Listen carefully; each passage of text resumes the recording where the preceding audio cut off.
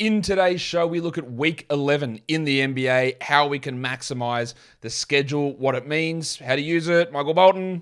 Thanks, Josh. It's Michael Bolton here, and it's time for another episode of the Locked On Fantasy Basketball Podcast. Let's get to it. Let's get to it, indeed. You are Locked On Fantasy Basketball, your daily fantasy basketball podcast, part of the Locked On Podcast Network.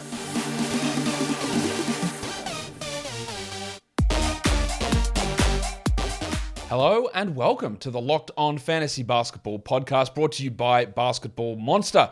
My name is Josh Lloyd, aka Father Rismus, and I am the lead fantasy analyst at basketballmonster.com. And you can find me on Twitter, as always, at redrock_bball, on TikTok at redrock_bball, and on Instagram at Locked On Fantasy Basketball. Thank you for making Locked On Fantasy Basketball your first listen every day. We are free and available on all platforms. It is Christmas Day here in Australia, so I take the time now to wish you guys, if you do celebrate it, a Merry Christmas, Happy Holidays, great time with your family and friends, or whatever it is that you're choosing to do over this period. There are no NBA games on today. We're going to start to look ahead to Week 11, as we always do at this time of week. So we're going to do that right here, right now. Warning. Let's get it on, Gilly. All right. It is a weird schedule, as often happens around this time of the year. Things change, and the NBA schedule changes. We were in such a pattern. High volume Wednesdays, high volume Fridays, low on Tuesday, low on Thursday, and that's how we go. Not this week. Nah, different. 7 games on Monday. That's a nice day to start off, and then 10 on Tuesday. The most games of any day this week are on Tuesday, and you never see that. 10 games. That's probably not a streamable day, although it will be for some. And then it's almost a perfect week. 8 games on Wednesday, I love it. 6 on Thursday, fantastic. 9 on Friday, excellent. 9 on Saturday, sick. 3 on Sunday, probably a little bit low. That's New Year's Day. But otherwise, it's a really, really good week. Fairly evenly spread. We theoretically could stream every single day. Maybe not Tuesday, but we could stream every day if we wanted to, I reckon. And that makes our decisions and our use of waiver wire acquisitions all the more important. Because if you can stream every day, you've got to get the most out of those ads. It's not about just adding on the 3 days where you can to get someone in and then having one left over. It's about maximization of those waiver wire moves. So that's how we go. 7, 10, 8, 6, 9, 9, 3. That is how the week looks. It's also fairly well split in terms of volume of games. 15 teams play 4 games for the week. Half the league. 14 teams play 3 games. Basically half the league. And it's just the poor Portland Trailblazers who only played 2 games for this week. That's the only team who's got a 2-game week. That is the Portland Trailblazers. So a really, really interesting week ahead in the NBA. And how do we stream? Well, again, we can stream basically every day apart from Tuesday. And even then, I think that is possible for us to stream there. And there are a bunch of teams that play 4 quality games. The Jazz, the Heat, the Pistons, the Pelicans, the Bulls, and the Wolves all play 4 quality games this week. So obviously that is useful to know which teams play. So all their 4 games, they don't include Tuesday, but anyone with 4 games. So we're talking Jazz, Heat, Hornets, Pistons, Pelicans, Clippers, Kings, Spurs, Bulls, Wolves, Rockets, Grizzlies, Nuggets, Pacers, Wizards. All of those teams play 4 games this week. And the ones that aren't listed on the screen here, they play their 4th game of the week on the Tuesday, on the high volume day. But again, we're looking at a situation where even with only 10 games on that Tuesday, that perhaps is a streamable day. The lowest amount of quality games is 2. So even the Blazers, who play just the 2 games, it's not on Tuesday. And then there's a few 3-game teams that have a Tuesday game and then others. But really, it's a free-for-all this week. I think that's how I know I use a 9-game cutoff for quality game. 10 is a sort of busy day. But in reality, you're probably going to be able to use that spot. You may or may not, but you're probably going to be able to use that spot. So really planning out your week and making your waiver wire ads intentional is really useful. Or it's imperative, really, to making sure that you get things right for your fantasy team for this week. Today's episode is brought to you by BetOnline.net, your number one source for sports betting info, stats, news, and analysis. Get the latest odds and trends for all professional and amateur leagues out there. The NFL, college bowl season, college basketball, and of course the NBA, they've got it all at BetOnline.net. They're the fastest and easiest way to get your betting info. If you want to have a look at the Miami Dolphins, who play on Christmas Day against the Green Bay Packers, we are 3.5-point favorites with an over-under of a gigantic 50 in that game. What? 50? Hopefully it's a shootout. Jalen Waddle, my fantasy team, we need you to have a big one. And you can check those odds for the Dolphins to hopefully get themselves into the playoffs at 3.5-point favorites. But all the rest of Week 16 of the NFL is over at betonline.net. So head to the website today. Use your mobile device to learn more. BetOnline is where the game starts. And don't forget to gamble responsibly. Let's look at back-to-backs. There are no back-to-backs from Christmas Day heading on to Boxing Day. Sunday, Monday, no back-to-backs. Monday, Tuesday, the Clippers, so we're going to miss a game of Kawhi Leonard and a game of John Wall in that Monday, Tuesday there. The Spurs play Monday, Tuesday. The Hornets play Monday, Tuesday. The Rockets play Monday, Tuesday. So Eric Gordon's going to sit one of those games. And the Pacers play Monday, Tuesday. Tuesday, Wednesday, there's a bunch. Magic, Warriors, Kings, Hawks, Suns, Lakers, Nuggets, and Wizards all have the Tuesday, Wednesday back-to-back. So the Warriors is the one to really watch there with Klay Thompson being out. We expect Dante DiVincenzo to return, so DiVincenzo and Kuminga get boosts, especially if Draymond sits. We don't know about Wiggins, whether he's going to be available or not, but I would expect that even if he is available, he wouldn't play both of those games. On the Monday, Wednesday, if you don't think you can stream on Tuesday, there's a lot of teams that play that combo as well. Utah, Miami, the Pelicans, the Hawks, the Pistons, the Wolves, and the Nets play Monday and Wednesday. The Wednesday, Thursday back-to-back, nobody. The Thursday, Friday back-to-back, just the Raptors. So we've got an ease off of back-to-backs. A lot of back-to-backs early in the week and not as many in the middle there. Friday, Saturday, quite a few teams have that back-to-back. It makes sense with 9 games Friday, 9 games Saturday. The Pistons, the Sixers, the Wolves, the Heat, the Jazz, the Bulls, and the Pelicans. The one I really want to watch there is Miami. We know that they're Butler and Lowry and bloody everybody has been appearing in on and off the injury report. Butler, and of course, again, shocker, is hurt again with that ankle problem. So he's a real risk of sitting at least one of those games, if not more, during the week. And then you got Lowry and Hero. So many guys who have had issues on that squad. So they're a bit of a danger there. And only one team drew the short straw, which is they play New Year's Eve and New Year's Day. That's the Saturday-Sunday combo, and that's the Grizzlies. That sucks. I can't believe the NBA scheduled a team to play New Year's Eve and New Year's Day. That is rough. But that's what they're doing. I can't believe with only 3 games on New Year's Day, they give most of the league off and go, I know you guys are going to get shit-faced on Saturday night, New Year's Eve, so I only put 3 games on. But Memphis, you got to play both. You got to play both days. That's so rough. And then heading into Week 12, it's only the Nuggets that play the Sunday, Monday back-to-back. So that's how we look at our back-to-backs for the week. So if we look at streaming, nobody plays the Monday, Wednesday, Thursday, which would be an ideal start to stream. Tuesday is the 10-game day. We hopefully try and avoid it. And we'd like to get 3 games in 4 nights to start the week, but it doesn't happen. So that's annoying. We do have lots of teams that play 4 games Monday, Wednesday, Thursday, Saturday, which is great. So their 4 games are out of the way, and then we can drop that person that we streamed in so we can get stream for need on Sunday. And those teams that play Monday, Wednesday, Thursday, Saturday, the Jazz, the Heat, the Pistons, the Pelicans, the Bulls, and the Wolves. So Malik Beasley's and Colin Sexton's and Haywood Highsmith maybe, Caleb Martin, Victor Oladipo in Miami. In Detroit, maybe it's Marvin Bagley, maybe it's Alec Burks, maybe it is Sadiq Bey, probably isn't. For the Pelicans, that's a good point to keep Trey Murphy or to roll with Herb Jones over that time. For the Bulls, Patrick Williams, that's where appeal for him comes. Maybe it's Dosunmu, maybe it's Caruso if he's back. And then in Minnesota, it's Kyle Anderson, who's definitely got that value there. Maybe it's Nazareth Reed, who played alongside Rudy Gobert last game. So quite a few options, quite a few good plays that you can add at the start of the week and hit Monday, Wednesday, Thursday, Saturday. 4 games, 1 ad, and then you've got other spot ads you can use for the week. You can stream guys in on that Sunday with only 3 games on to try and maximize it.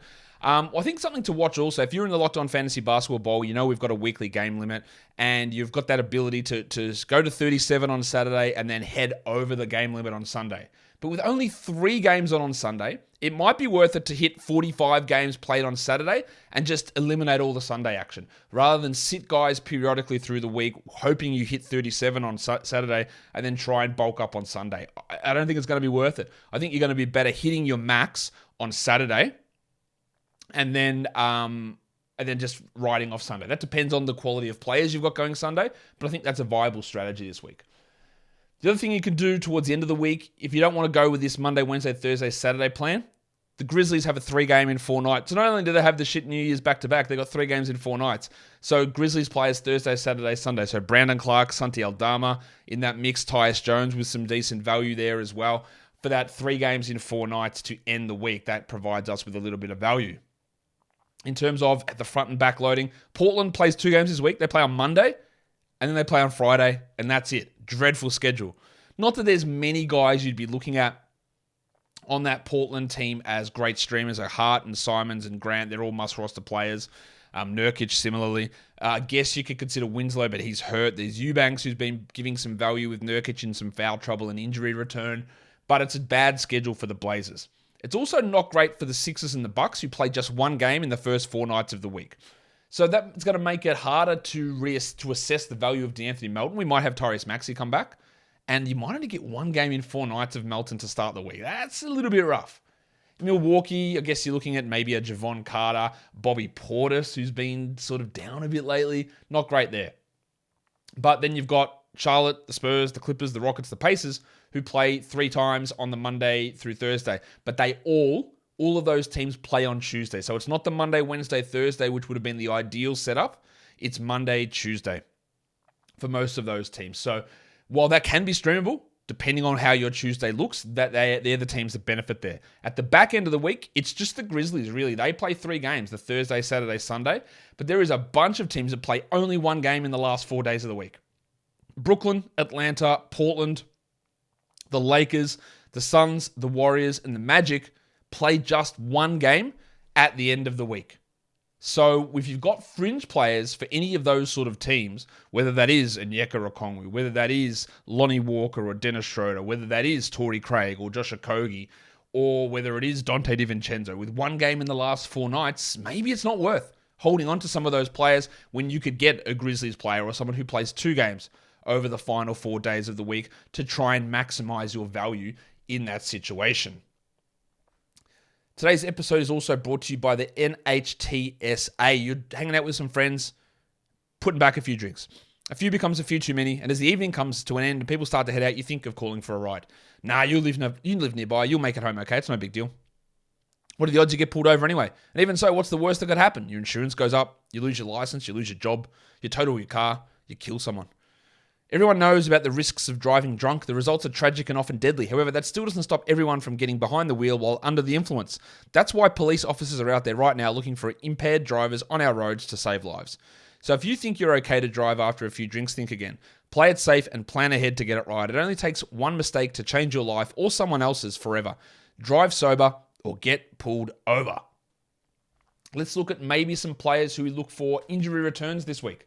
Chris Middleton, we hope that he's able to return this week. Bloody hell. After this knee soreness now. Devin Booker and his groin, hopefully he's back this week. Andy Wiggins with his groin, hopefully he returns.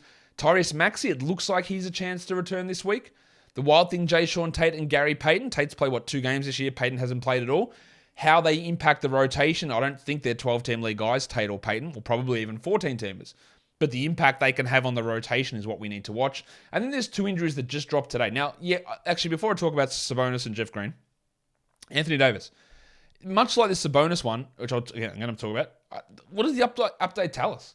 He's been diagnosed with a stress injury in his right foot and remains out indefinitely. Yeah, look, we sort of thought it was something more than just an ankle sprain.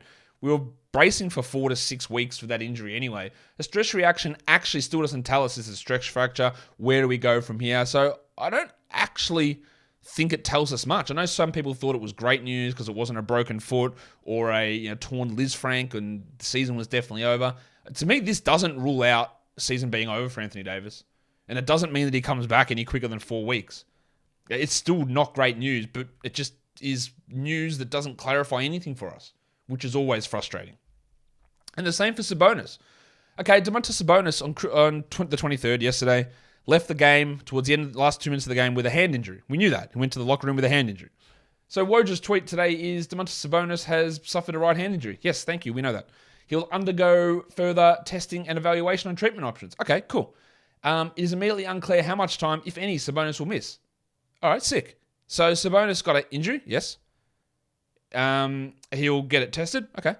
He may or may not miss time, no problem. It may or may not be serious. All right, awesome. The timeline to return depends on pain tolerance and the need to address a more serious injury. So honestly, you told us nothing.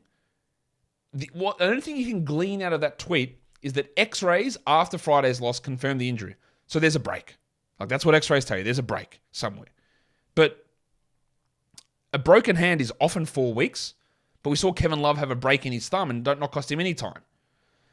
Although it should have, because he wasn't great when he was out there. It maybe ended up costing him a week, I think, in the end after he tried to play through it. But, like, what does this tweet tell us? He has an injury. He may or may not miss time. It may or may not be serious. And we need more information. All right, cool. As for Sabonis, who do they replace him with? Well, they've been running Neemias Queta in that spot. Trey Lyles can play some small ball 5. I don't think he'll do it exclusively. Richaun Holmes was the guy that came in at the end of that game, I believe, to get some minutes. And there's also Chimezie Metu. I think it's going to be a mess of all 4 of those guys. The guy I would add is probably Holmes, but I have like 30% confidence in that. I don't think they're going to roll out Queta as their starter. I don't think they're going to roll out Lyles as their starter.